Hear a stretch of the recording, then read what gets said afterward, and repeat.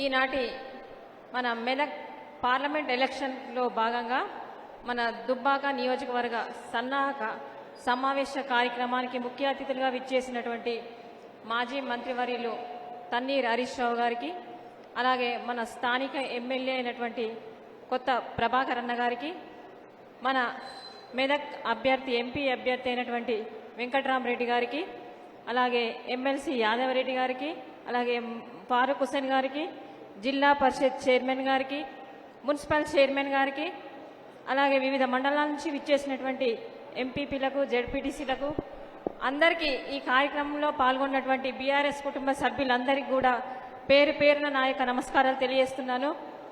ముందుగా మెదక్ పార్లమెంట్ అభ్యర్థిగా ఎంపీ అభ్యర్థిగా వెంకట్రామరెడ్డి గారికి టికెట్ ఇచ్చినందుకు మన మాజీ ముఖ్యమంత్రి గారైనటువంటి కేసీఆర్ గారికి మనందరి తరఫున కూడా ప్రత్యేక ధన్యవాదాలు తెలియజేస్తున్నాను. ఎందుకంటే మన గతంలో కలెక్టర్గా పనిచేసినటువంటి వ్యక్తి మన వెంకట్రామరెడ్డి గారు.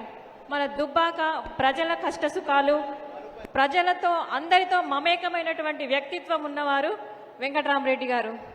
ఎలాగైతే మన ప్రభాకర్ అన్న గారు చేతల మనిషో, అలాగే వెంకట్రామరెడ్డి గారు కూడా మాటల మనిషి కాదు, చేతల మనిషి. మన నియోజకవర్గం ముందుకు వెళ్ళాలంటే వీరిద్దరు, ప్రభాకర్ అన్న గారు, వెంకట్రామరెడ్డి గారు ఇద్దరు ఉంటే మన నియోజకవర్గం ఇంకా అభివృద్ధి పథంలో ముందుకు నడుస్తుంది. ఇలా పార్లమెంట్లో మన సమస్యల గురించి మాట్లాడాలంటే కూడా వెంకట్రామరెడ్డి గారు మాట్లాడగలుగుతారు. కాబట్టి మనందరం కూడా తప్పకుండా అధిక మెజార్టీతో గెలిపించుకోవాలి. ఎలాగైతే అసెంబ్లీ ఎన్నికల్లో మన ప్రభాకర్ అన్న గారిను 54,000 మెజార్టీతో ఎలాగో గెలిపించుకున్నామో అంతే మెజార్టీతో మన వెంకట్రామరెడ్డి గారిని కూడా ప్రతి ఒక్కరము కష్టపడి, ఇప్పటి నుంచే కష్టపడి అధిక మెజార్టీతో మనందరం కూడా గెలిపించుకోవాలని కోరుకుంటూ నాకు ఈ అవకాశం ఇచ్చినటువంటి పెద్దలకు ప్రత్యేకంగా ధన్యవాదాలు తెలియజేస్తూ జై తెలంగాణ. Thank you. ఇప్పుడు మనకు అన్ని రకాలుగా సహకారం అందిస్తున్నటువంటి ఈ ఫంక్షన్ హాల్ ఓనరు, మరి బీఆర్ఎస్ సీనియర్ నాయకులు కోమటిరెడ్డి రజనీకాంత్ రెడ్డి గారిని 2 నిమిషాలు ప్రశ్నించవలసింది. సభకు నమస్కారం. గౌరవ పెద్దలు మాజీ మంత్రివర్యులు హరీష్ అన్న గారికి మరియు నేటి పార్లమెంటరీ అభ్యర్థి, మెదక్ పార్లమెంటరీ గారి అభ్యర్థి మాజీ కలెక్టర్ గౌరవనీయులు వెంకట్రామరెడ్డి గారికి, మన శాసనసభ్యుడు అన్న పెద్దలు ప్రభాకర్ అన్న గారికి, వేదిక మీద ఉన్నటువంటి పెద్దలందరికీ, సీనియర్ నాయకులందరికీ, ఫారూక్ హుసేన్ అన్న గారికి, ప్రతి ఒక్కరికి ఇక్కడికి వచ్చేటటువంటి కష్టకాలంలో అయినా సరే, ఏదైనా సరే, వెదక పుట్టు పూర్వం టీఆర్ఎస్ అని వచ్చినటువంటి, ఇక్కడికి వచ్చినటువంటి నా తోటి ఆత్మీయ బీఆర్ఎస్ మిత్రులందరికీ నా పాదాభివందనం. ఒక ఊర్లలో ఒక సామెత ఉంటుంది, కష్టకాలంలో సుట్టపొడవడో తెలుస్తుంది, కష్టకాలంలో దోస్తులెవరో తెలుస్తుంది, ఆత్మీయులెవరో తెలుస్తుంది అన్నట్టు ఇప్పుడు నిజంగా బీఆర్ఎస్ పార్టీకి పనిచేసి కీలకంగా ఎవరెవరు ఉంటారో పార్టీకి ఇప్పుడే తెలుస్తుంది. నాయకులందరికీ, ఓటర్లందరూ బరాబరే ఉన్నారు, గ్రామాలలో ప్రజలంతా బరాబరే ఉన్నారు. 2001 నుంచి కూడా మెదక్ గడ్డ హరీష్ అన్న నాయకత్వంలో కేసీఆర్ గారి అడ్డ, బీఆర్ఎస్ పార్టీ అడ్డ. ఎప్పటికైనా ఇది తెలంగాణ జెండనే ఎగురుతుందని రుజువు చేసి 57,000 మెజారిటీతో మొన్నటి శాసనసభ ఎలక్షన్లలో అతిపెద్ద మెజారిటీ ఈ నియోజకవర్గం నుంచి అందించడం జరిగింది. ఇప్పుడు మన వచ్చిన వాళ్ళంతా కూడా 90% మన రైతన్నలే.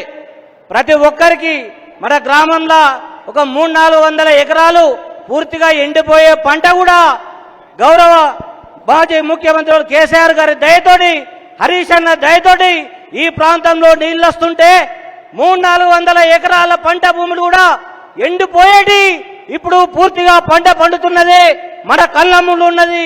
వాస్తవం కాదా? ఆ పంట ఎండిపోకుండా పారే నీళ్ళలో కూడా మన ఈరోజు మెదక్ పార్లమెంటరీ పార్టీ అభ్యర్థి అయినటువంటి వెంకట్రామరెడ్డి గారి, అప్పటి కలెక్టర్ గారి కృషి ఎంతో ఉన్నది. ఆ నీళ్ళలో కూడా అన్నగారి కృషి ఉండుటనే ఈరోజు ఈ ప్రాంతంలో సస్యశ్యామలంగా ప్రతి ఊర్లో కూడా 300-400 ఎకరాల పంట భూమి ఎండిపోయేది పారుతున్నది. అలానే ఒక్క విషయం అర్థం చేసుకోవాలని నేను ఎక్కువ చెప్పా. బీఆర్ఎస్ పార్టీని నమ్ముకొని హరీష్ రావుని నమ్ముకొని చాలా మంది కూడా అలానే ఉన్నారు. ప్రభాకర్ అని నమ్ముకొని వాళ్ళందరినీ మరొకసారి అందరినీ గుర్తించండి. పాత వాళ్ళను మేమైతే మొన్ననే వచ్చాం, పిల్లలుగా పనిచేయడానికి సిద్ధం. మీరు ఆదేశిస్తే పార్టీకి కానీ కార్యకర్తలకు కానీ ఏ కష్టం వచ్చినా ఆదుకోవడానికి సిద్ధం. మీరు ఆదేశిస్తే మా లాంటి వాళ్ళని గుర్తించండి. రానున్న రోజులలో మీరు ఆదేశిస్తే దేనికైనా పనిచేయడానికి సిద్ధమని తెలియజేస్తూ రానున్న పార్లమెంటరీ ఎలక్షన్లలో భారీ మెజారిటీ ఈ నియోజకవర్గం నుంచి కూడా అందియడానికి మా వంతు చేదోడు వాడుగా ఉంటామని తెలియజేస్తూ ఈ అవకాశం ఇచ్చిన పెద్దలందరికీ నమస్కారం తెలియజేస్తూ సెలవు తీసుకుంటున్నాం. పెద్దలు మాజీ ఎమ్మెల్సీ గారు ఫారూక్ భాయ్ని మాట్లాడవలసిందిగా కోరుతున్నా.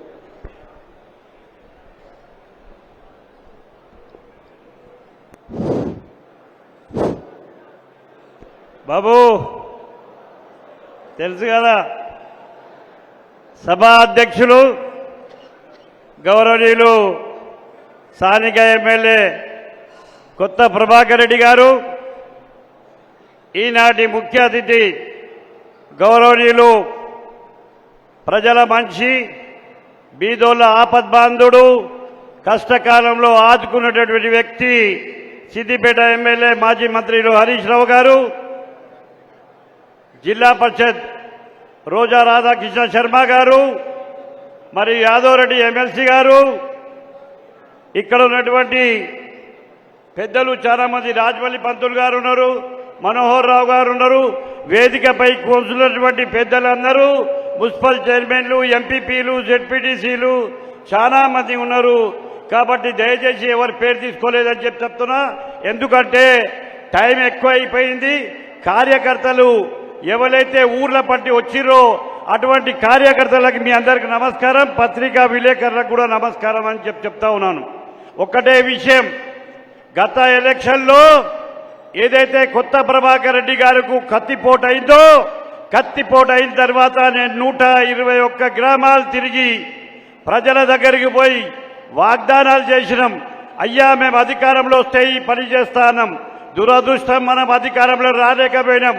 అయినా కానీ కొత్త ప్రభాకర్ రెడ్డి గారు కానీ నేను కానీ ఈ కొత్త మన వెంకట్రామరెడ్డి గారు ఎవరైతే ఎంపీ క్యాండిడేట్ ఉన్నారో వారు కూడా రేపు ఎంపీ అయిన తర్వాత కూడా మేము పల్లె పల్లెకి తిరిగి మీ కష్టంలో ఉంటామో అని చెప్పి మనవి చేస్తా ఉన్నాను.